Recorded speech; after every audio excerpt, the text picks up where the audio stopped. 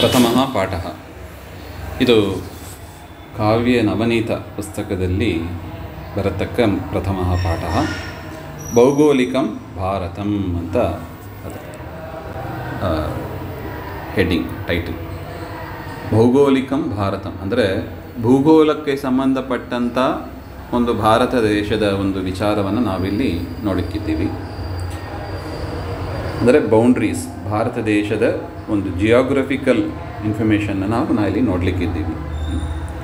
ಪ್ರತ್ಯೇಕಂ ದೇಶಸ್ಯ ಭೌಗೋಳಿಕಿ ಸೀಮಾ ಭಿದ್ಯತೆ.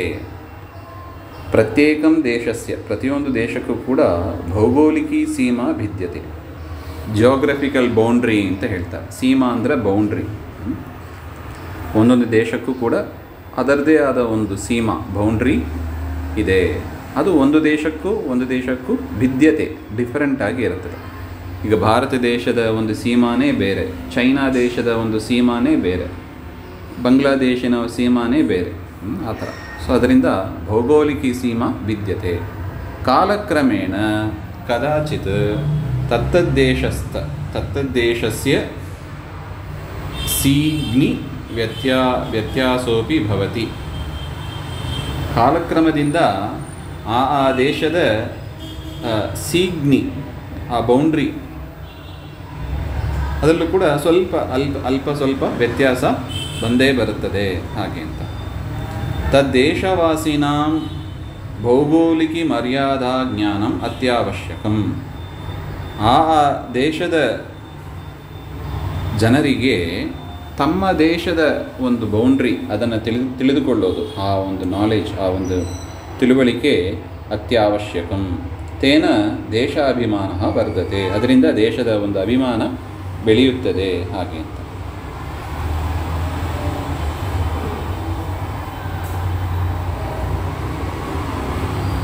ಅತ್ರ ಪಾಠೆ ಭಾರತದೇಶಸ್ಯ ಭೌಗೋಳಿಕೀಂ ಚಿತ್ರಣಂ ಕೃತಂ. ಈ ಒಂದು ಪಾಠದಲ್ಲಿ ಭಾರತ ದೇಶದ ಒಂದು ಭೂಗೋಳದ ಒಂದು ಚಿತ್ರಣವನ್ನು ಮಾಡಲ್ಪಟ್ಟಿದೆ. ವಿಶೇಷತಃ ವಿಷ್ಣು ಪುರಾಣೆ ವಿಸ್ತೃತಂ ಭಾರತಸ್ಯ ವರ್ಣನಂ ಅತ್ರ ಅಸ್ತಿ.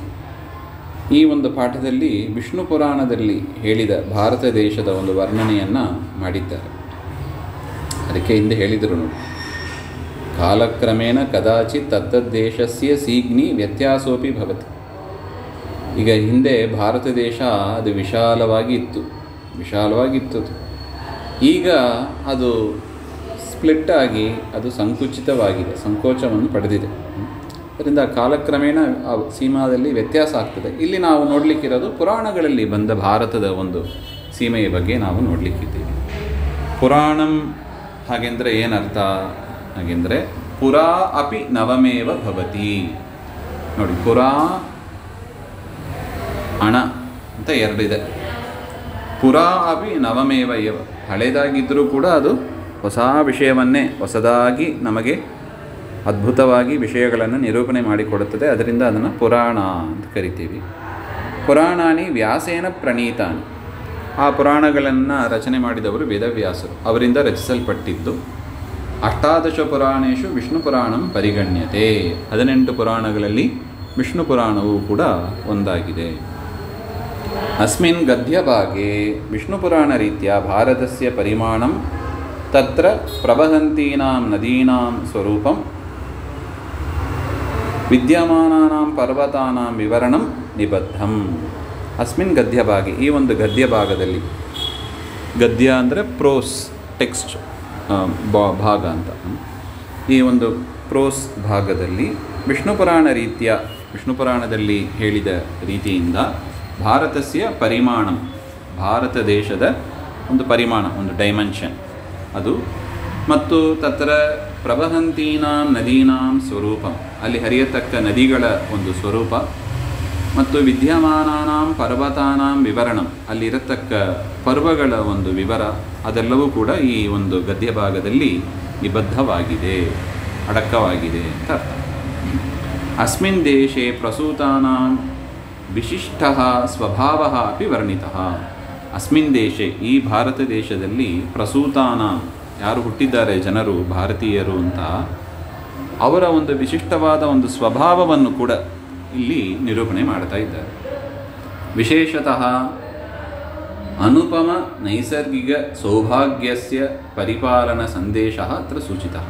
ವಿಶೇಷವಾಗಿ ಉಪಮ ಇಲ್ಲದ ಆ ಒಂದು ನೈಸರ್ಗಿಕದ ಒಂದು ಸೌಭಾಗ್ಯ, ಅದು ಭಾರತ ದೇಶದ ಒಂದು ಸೌಭಾಗ್ಯ, ಅದರ ಒಂದು ರಕ್ಷಣೆ, ಎನ್ವಿರಾನ್ಮೆಂಟ್ ಪ್ರೊಟೆಕ್ಷನ್ ಅಂತ ಹೇಳ್ತಾರಲ್ಲ, ಆ ಥರ ಅದರ ಒಂದು ರಕ್ಷಣೆಯನ್ನು ಕೂಡ, ಅದರ ಒಂದು ಸಂದೇಶವೂ ಕೂಡ ಇಲ್ಲಿ ಹೇಳಲ್ಪಟ್ಟಿದೆ ಅಂತ.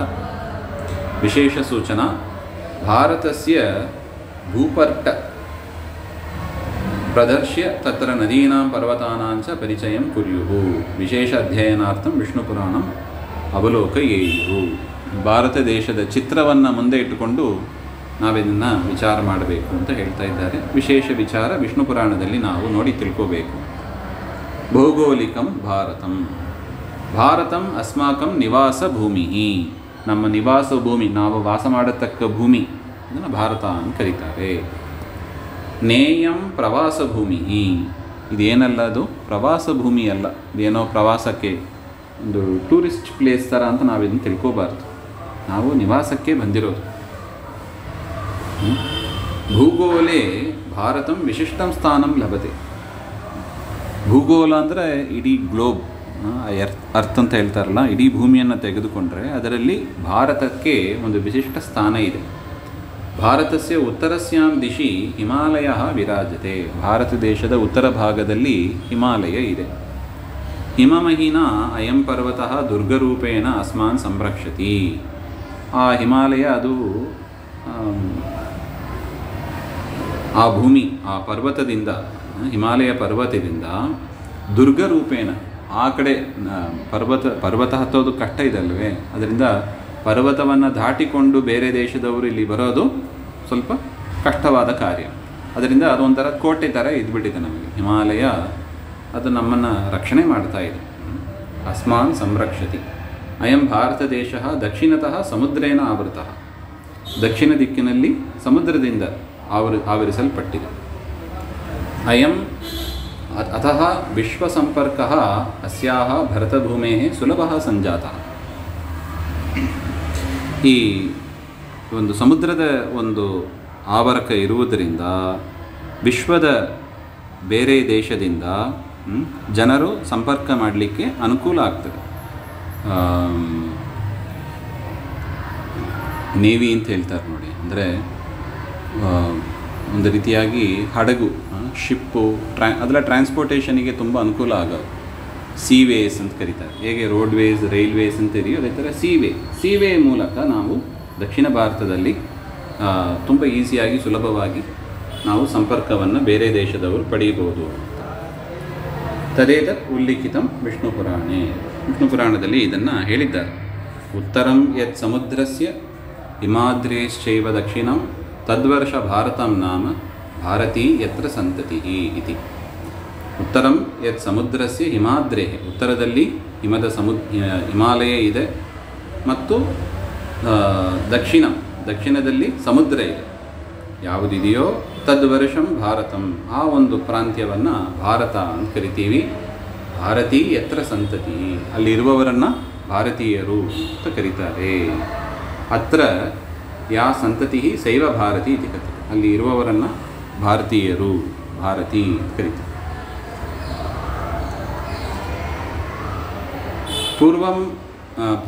ಪೂರ್ವಂ ದೇಶಂ ಏನಂ ಭರತೋ ನಾಮ ರಾಜ ಶಶಾಸ. ಹಿಂದೆ ಈ ದೇಶವನ್ನು ಭರತ ಎನ್ನತಕ್ಕ ಒಂದು ರಾಜ ಪರಿಪಾಲನೆ ಮಾಡ್ತಾ ಇದ್ದ.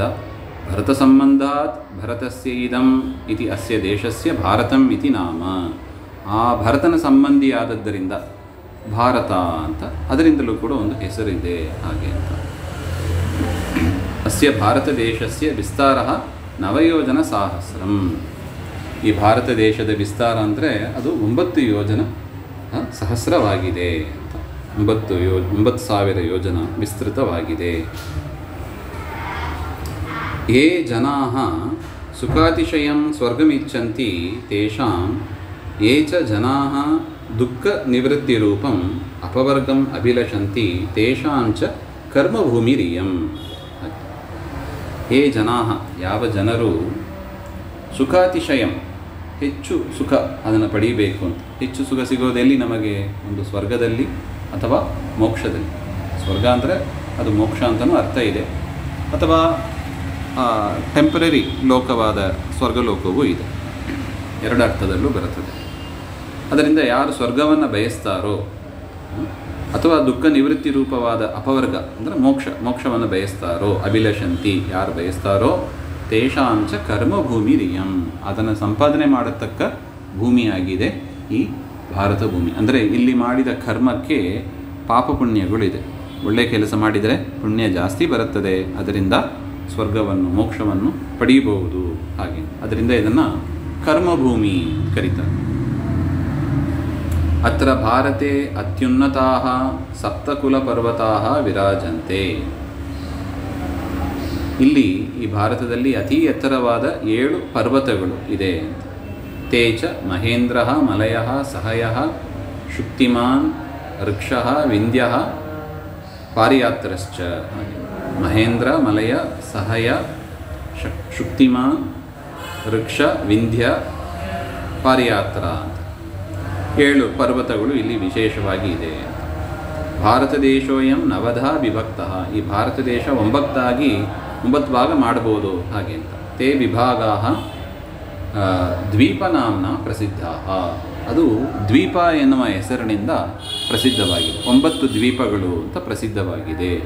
ಯಾವುದದು 9 ದ್ವೀಪಗಳು ಹಾಗೆಂದರೆ? ತೇಚ ಇಂದ್ರದ್ವೀಪಃ, ಕಸೇರುಃ, ತಾಮ್ರಪರ್ಣಃ, ಗಭಸ್ತಿಮಾನ್, ನಾಗದ್ವೀಪಃ, ಸೌಮ್ಯಃ, ಗಂಧರ್ವಃ, ವಾರುಣಃ, ಜಂಬೂದ್ವೀಪಶ್ಚ ಇತಿ ಅಂತ 9 ಹೆಸರನ್ನು ಕೊಟ್ಟಿದ್ದಾರೆ. ತತ್ರ ನವಮಃ 9ನೇದಾಗಿ ಯಾವುದು ಹೇಳಿದರು? ಜಂಬೂದ್ವೀಪ. ಜಂಬೂದ್ವೀಪ ಸಾಗರ ಸಂವೃತಃ, ಅದು ಸಾಗರದಿಂದ ಸುತ್ತುವರಿಯಲ್ಪಟ್ಟದ್ದಾಗಿದೆ ಹಾಗೆ ಅಂತ. ಅಸ್ಯ ಜಂಬೂದ್ವೀಪಸ್ಯ ವಿಸ್ತಾರಸ್ತು ದಕ್ಷಿಣೋತ್ತರಂ ಯೋಜನಾನಾಂ ಸಹಸ್ರಂ. ಈ ಜಂಬೂದ್ವೀಪದ ವಿಸ್ತಾರ ಎಷ್ಟು ಇದೆ ಹಾಗೆಂದರೆ, ದಕ್ಷಿಣೋತ್ತರದಲ್ಲಿ ಅಂದರೆ ನಾರ್ತ್ ಸೌತ್, ದಕ್ಷಿಣ ಉತ್ತರದಲ್ಲಿ 1000 ಯೋಜನ ವಿಸ್ತೃತವಾಗಿದೆ. ತತ್ರ ಭಾರತಂ ಜಂಬೂದ್ವೀಪ ಅಂತರ್ಗತ ದೇಶ. ಈ ಭಾರತ ದೇಶ ಅಂತ ನಾವೇನು ಕರಿತೀವಿ ಅದು ಜಂಬೂದ್ವೀಪದಲ್ಲಿ ಅಡಕವಾದ ಒಂದು ದೇಶ ಹಾಗೆ. ಭರತಭೂಮೌ ಅನೇಕಾಃ ನದ್ಯಃ ಪ್ರವಹಂತಿ. ಈ ಭರತಭೂಮಿಯಲ್ಲಿ ಅನೇಕ ನದಿಗಳು ಹರಿಯುತ್ತವೆ. ತತ್ರ ಹಿಮವತ್ಪಾದತಃ ಶತದ್ರು ಚಂದ್ರಭಾಗಾದ್ಯಾಹ ನದ್ಯಃ ನಿರ್ಗಚ್ಚಂತಿ. ಹಿಮಾಲಯ ಪರ್ವತದಿಂದ ಬರತಕ್ಕದ್ದು ಅಂದರೆ ಶತದ್ರು ಅಂತ ಒಂದು ನದಿ, ಚಂದ್ರಭಾಗ ಇವೇ ಮೊದಲಾದ ನದಿಗಳು ಬರುತ್ತವೆ ಹಾಗೆ. ಪಾರಿಯಾತ್ರ ಅಂತ ಒಂದು ಪರ್ವತ ನೋಡಿದ್ದೀವಿ, ಅದರಿಂದ ವೇದಸ್ಮೃತಿ ಮುಖಾದ್ಯಾಹ ಸರಿದ್ವರಾಹ ಉದ್ಭವಂತಿ. ವೇದಸ್ಮೃತಿ ಮುಂತಾದ ನದಿಗಳು ಈ ಪಾರಿಯಾತ್ರ ಎನ್ನುವ ಪರ್ವತದಿಂದ ಹುಟ್ಟಿ ಬರ್ತಾ ಇದೆ. ಇನ್ನು ವಿಂಧ್ಯಾದ್ರಿ ನಿರ್ಗತಾಃ ನದ್ಯಃ ನರ್ಮದಾ ಸುರಸಾದ್ಯಾಹ. ವಿಂಧ್ಯ ಪರ್ವತದಿಂದ ನರ್ಮದಾ ಮತ್ತು ಸುರಸ ಮುಂತಾದ ನದಿಗಳು ಬರುತ್ತವೆ. ವೃಕ್ಷ ಸಂಭೂತಾಶ್ಚ ನದ್ಯಃ ತಾಪಿ ಪಯೋಷ್ಣಿ ನಿರ್ವಿಂಧ್ಯ ಪ್ರಭೃತಯಃ. ವೃಕ್ಷ ಎನ್ನುವ ಪರ್ವತದಿಂದ ಬರತಕ್ಕದ್ದು ತಾಪಿ, ಪಯೋಷ್ಣಿ, ನಿರ್ವಿಂಧ್ಯ ಮುಂತಾದ ನದಿಗಳು. ಇನ್ನು ಸಹ್ಯಾದ್ರೇಹೇ ಗೋದಾವರಿ, ಭೀಮರತಿ, ಕೃಷ್ಣವೇಣ್ಯಾದಿಕಾಃ ಪ್ರವಹಂತಿ. ಸಹ್ಯಾದ್ರಿ ಪರ್ವತದಿಂದ ಗೋದಾವರಿ, ಭೀಮರತಿ, ಕೃಷ್ಣವೇಣಿ ಮೊದಲಾದ ನದಿಗಳು ಹರಿಯುತ್ತವೆ. ಮಲಯ ಪರ್ವತಾತ್ ಕೃತಮಾಲಾ, ತಾಮ್ರಪರ್ಣಿ ಪ್ರಭೃತಯಃ ನದ್ಯಃ ನಿಸ್ಸರಂತಿ. ಮಲಯ ಪರ್ವತದಿಂದ ಕೃತಮಾಲಾ, ತಾಮ್ರಪರ್ಣಿ ಮುಂತಾದ ನದಿಗಳು ಹರಿದು ಬರುತ್ತವೆ. ತ್ರಿಸಾಮ, ಆರ್ಯಕುಲ್ಯಾದ್ಯಾಹ ನದ್ಯಃ ಮಹೇಂದ್ರ ಪರ್ವತಾತ್ ಪ್ರಾದುರ್ಭವಂತಿ. ಇನ್ನು ಮಹೇಂದ್ರ ಪರ್ವತದಿಂದ ತ್ರಿಸಾಮ, ಆರ್ಯಕುಲ ಮುಂತಾದ ಆರ್ಯಕುಲಿ ಮುಂತಾದ ನದಿಗಳು ಬರುತ್ತವೆ ಅಂತ. ಇನ್ನು ಶುಕ್ತಿಮಗಿರೇಃ ಸಂಭೂತಾಃ ನದ್ಯಃ ಋಷಿಕುಲ್ಯಾಂ ಕುಮಾರಾದ್ಯಾಃ. ಇನ್ನು ಶುಕ್ತಿಮಾ ಅಂತ ಒಂದು ಗಿರಿ, ಆ ಪರ್ವತದಿಂದ ಋಷಿಕುಲ್ಯ, ಕುಮಾರಧಾರ ಮುಂತಾದವುಗಳು ನದಿಗಳು ಹರಿದು ಬರುತ್ತವೆ ಅಂತ. ಆಸಾಂ ನದೀನಾಂ ಉಪನದ್ಯಃ ಸಹಸ್ರಶಃ ಪ್ರವಹಂತ್ಯಃ ಭಾರತಭೂಮಿಂ ಜಲೇನ ಪರಿಷಿಂಚಂತಿ. ಈ ನದಿಗಳು ಪರ್ವತಗಳಿಂದ ಉತ್ಪನ್ನವಾಗಿ ಬರುತ್ತವೆ. ಇದಕ್ಕೆ ಅನೇಕ ಉಪನದಿಗಳು, ಬ್ರಾಂಚಸ್ ಅಂತ ಹೇಳ್ತಾರೆ. ಆ ನದಿಗಳು ಉಪನದಿಗಳು ಬರುತ್ತವೆ. ಅದರಿಂದ ಇಡೀ ಭರತ ಭೂಮಿ ಅದು ಜಲದಿಂದ, ಭೂಮಿಯಿಂದ ಚೆನ್ನಾಗಿ ಶೋಧಿಸಲ್ಪಟ್ಟಿದೆ ಅಂತ ಪವಿತ್ರವಾದ ಭೂಮಿ ಇದು. ಅನೇನ ಜಲಸೇಕೇನ ಅಸ್ಯ ಸಸ್ಯ ಸಮೃದ್ಧಿ ದೃಶ್ಯತೆ. ಈ ಒಂದು ನದಿಗಳ ಒಂದು ಪ್ರಭಾವದಿಂದ ಇಲ್ಲಿ ಸಸ್ಯ ಸಮೃದ್ಧಿ ಚೆನ್ನಾಗಿ ಇದೆ. ಕೃಷ್ಟಪಚ್ಯಾಹ ವಿವಿಧ ಔಷಧಯ ಅತ್ರ ಪ್ರರೋಹಂತಿ. ಇಲ್ಲಿ ಅಕೃಷ್ಟ ಅಂದರೆ ಕೃಷಿ ಮಾಡಿ ಬೆಳೆಯತಕ್ಕದ್ದು, ಅದು ಕೆಲವು ದವಸ ಧಾನ್ಯಗಳು. ಕೃಷಿ ಮಾಡದೇನೆ ಬೆಳೆಯತಕ್ಕದ್ದು ಅಂತ ನೋಡಿ. ಅಕೃಷ್ಟಪಚ್ಯಾಹ ಅಂದರೆ ಕೃಷಿ ಮಾಡದೇನೆ ಬೆಳೆಯತಕ್ಕದ್ದು. ಕೃಷ್ಟಪಚ್ಯಾಹ ಅಂದರೆ ಕೃಷಿ ಮಾಡಿ ಬೆಳೆಯತಕ್ಕದ್ದು ಅಂತ. ಈ ರೀತಿಯಾಗಿ ವಿವಿಧ ಔಷಧಿಗಳು ಇಲ್ಲಿ ಬೆಳೆಯುತ್ತವೆ. ಏತೇನ ಭಾರತ ಭೂಮಿ ಹರಿದ್ವರ್ಣೇನ ಶೋಭತೆ. ಹಸಿರು ಬಣ್ಣದಿಂದ ಕಂಗೊಳಿಸ್ತಾ ಇದೆ ಈ ಭಾರತ ಭೂಮಿ ಅಂತ. ಭಾರತ ವರ್ಷೆ 4 ಯುಗಾನಿ ಗಣಯಂತೆ. ಈ ಭಾರತ ದೇಶದಲ್ಲಿ 4 ಯುಗಗಳು ಇದೆ ಅಂತ ಹೇಳ್ತಾರೆ. ಯಾವುದು ಹಾಗೆ ಅಂದರೆ ತಾನಿಚ ಕೃತಂ ತ್ರೇತಾ ದ್ವಾಪರಂ ಕಲಿಶ್ಚೈತಿ. ಕೃತಯುಗ, ತ್ರೇತಾಯುಗ, ದ್ವಾಪರಯುಗ, ಕಲಿಯುಗ ಅಂತ. ಅತ್ರ ನಿವಸಂತಹ ಜನಾಃ ನ ಕೇವಲಂ ಐಹಿಕಂ ಫಲಂ ಇಚ್ಛಂತಿ. ಇಲ್ಲಿ ವಾಸ ಮಾಡತಕ್ಕ ಜನರು ಕೇವಲ ಈ ಭೂಲೋಕದ ಸಂಬಂಧಪಟ್ಟ ಸುಖವನ್ನು ಮಾತ್ರ ಬಯಸೋದಿಲ್ಲ. ಇಲ್ಲಿರುವವರಿಗೆ ಬರೀ ಭೂಲೋಕದ ದುಡ್ಡು ಕಾಸು ಇತ್ಯಾದಿಗಳು ಮಾತ್ರ, ನೆಲ ಇತ್ಯಾದಿಗಳು ಮಾತ್ರ ಗೋಲ್ ಇರೋದಿಲ್ಲ. ಕಿಂತು ಭಾರತೀಯಾನಾಂ ಪರಲೋಕೆ ಅಪಿ ಸಮಾದರೋ ಅಸ್ತಿ. ಈ ಲೋಕಕ್ಕಿಂತ ಬೇರೆಯಾದ ಲೋಕಗಳು ಕೂಡ ಇದೆ.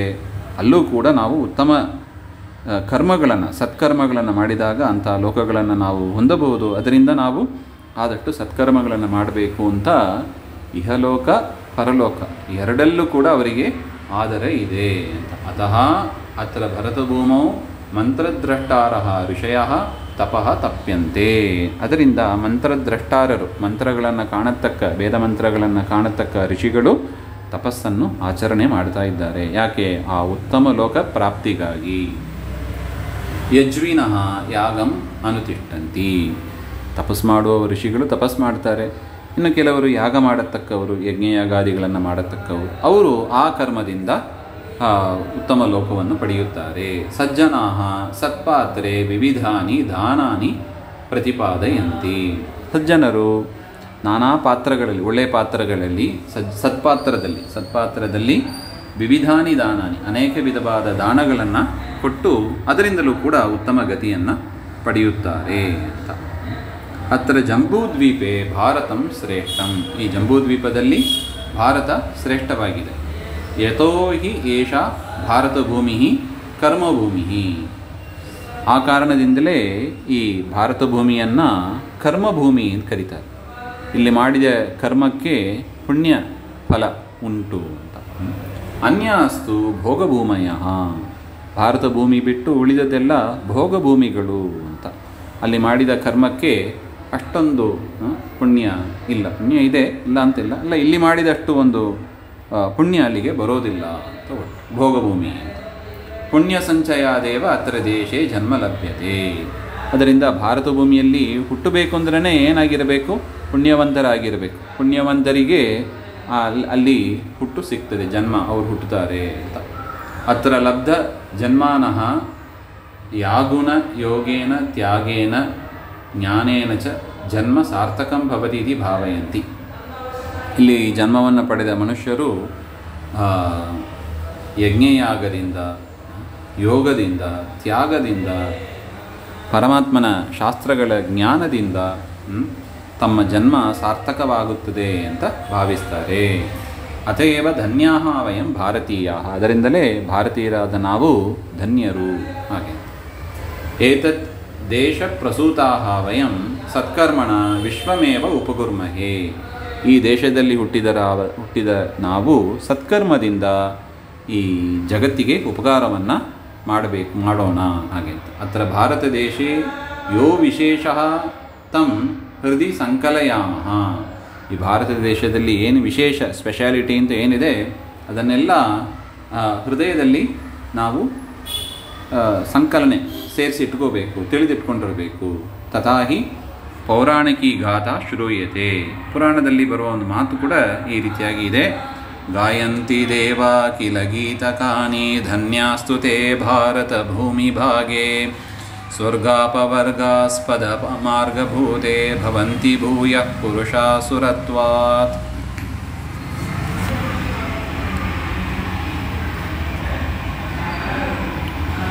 ಕರ್ಮಾಣ್ಯಸತ್ಕಲ್ಪಿತ ತತ್ಫಲಾನಿ ಸನ್ಯಸ್ಯ ವಿಷ್ಣೋ ಪರಮಾತ್ಮಭೂತೆ ಅವಾಪ್ಯತಾಂ ಕರ್ಮ ಮಹೀಮನಂತೆ ತಸ್ಮಿನ್ ಲಯಂತೆ ತ್ವಮಲಂ ಪ್ರಯಾಂತಿ. ಗಾಯಂತಿ ದೇವ, ದೇವತೆಗಳು ಕೂಡ ಗಾನ ಮಾಡ್ತಾರಂತೆ. ಏನಂತ? ಭಾರತ ಭೂಮಿಯಲ್ಲಿ ಹುಟ್ಟಿದವರು ಧನ್ಯರು. ಹಾಗೆ ಸ್ವರ್ಗ ಅಪವರ್ಗ ಮುಂತಾದ ಉತ್ತಮ ಮಾರ್ಗದಲ್ಲಿ ಅವರಿರತಕ್ಕವರು, ಅಂಥ ಪುರುಷರು ಧನ್ಯರು. ಹಾಗೆ ಅಂತ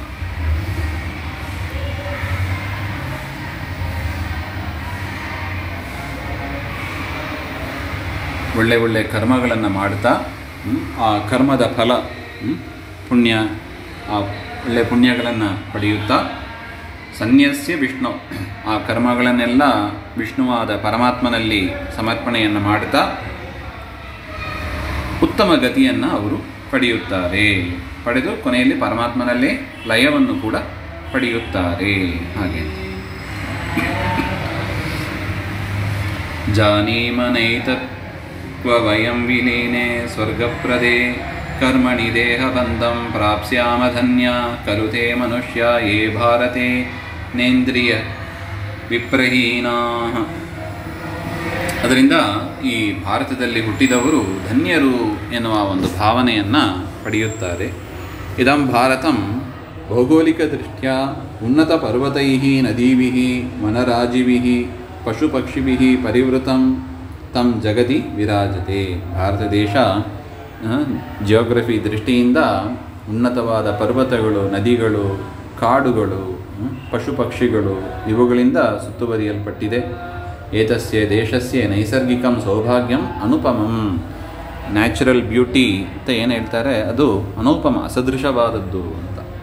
ನಿಸರ್ಗತಃ ಅಪ್ರಯತ್ನ ಲಬ್ಧಸ್ಯ ಅಸ್ಯ ಸೌಭಾಗ್ಯಸ್ಯ ವರ್ಧನಂ ಪಾಲನಂ ಚ ಅಸ್ಮಾಕಂ ಆದ್ಯಂ ಕರ್ತವ್ಯಂ. ಇದು ಈ ಒಂದು ನೈಸರ್ಗಿಕ ಒಂದು ಸೌಲಭ್ಯಗಳನ್ನು ನಾವು ಪ್ರಯತ್ನಪಟ್ಟು ಏನು ಪಡೆದಿಲ್ಲ, ಪರಮಾತ್ಮನ ಅನುಗ್ರಹದಿಂದ ಇದು ನಮ್ಮ ಭಾರತ ದೇಶಕ್ಕೆ ಸಿಕ್ಕಿದೆ.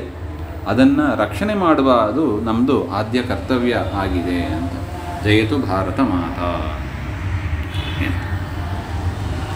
ಶಬ್ದಾರ್ಥ ಯೋಜನಂ. ಯೋಜನಂ ಅಂದರೆ 8 ಅಥವಾ 7 ಮೈಲಿ ವಿಸ್ತೀರ್ಣಂ. ಹಾಗೆ ಅಂತ 8 ಅಥವಾ 7 ಮೈಲ್ ವಿಸ್ತೀರ್ಣವುಳ್ಳದನ್ನು ಒಂದು ಯೋಜನ ಅಂತ ಕರೀತಾರೆ. ಅಪವರ್ಗ ಅಂದರೆ ಮೋಕ್ಷ. ಅಕೃಷ್ಟಪಚ್ಯಾ ಅಂದರೆ ಸಹಜತೆಯ ಪ್ರರೂಢಾ ಅಂದರೆ ತಾನಾಗಿಯೇ ಬೆಳೆಯೋದು ಅಂತ. ಕೃಷ್ಟಪಚ್ಯಾ ಕೃಷಿನಾ ಪ್ರರೂಢಾ, ಫಾರ್ಮರ್ಸ್ ಅವರಿಂದ ಬೆಳೆಸಲ್ಪಟ್ಟದ್ದು. ಐಹಿಕಂ ಅಂದರೆ ಇಹ ಭವಃ ಅಂದರೆ ಅಸ್ಮಿನ್ ಲೋಕೆ ಸ್ಥಿತಃ, ಈ ಲೋಕದಲ್ಲಿ ಇರತಕ್ಕ ಒಂದು ಫೆಸಿಲಿಟೀಸ್, ಅದನ್ನು ಐಹಿಕ ಅಂತ ಕರೀತಾರೆ. ಆದರ ಅಂದರೆ ಗೌರವ. ಯಜ್ವಿನಃ ಅಂದರೆ ಯಾಜುಷಾಹ ಅಂದರೆ ಯಾಗ ಮಾಡತಕ್ಕವರು ಅಂತ ಅರ್ಥ. ಅನ್ವಯ ಅರ್ಥವನ್ನು ಕೊಟ್ಟಿದ್ದಾರೆ, ನೋಡಿಕೊಳ್ಳಿ. ಏನಾದ್ರು ಪ್ರಶ್ನೆಗಳಿದ್ದರೆ ಸಂಪರ್ಕ ಮಾಡಿ. ಶ್ರೀಮಧ್ವಾಂತರ್ಗತ ಶ್ರೀಕೃಷ್ಣ ಅರ್ಪಣಮಸ್ತು. ಶ್ರೀಹರೇ ನಮಃ.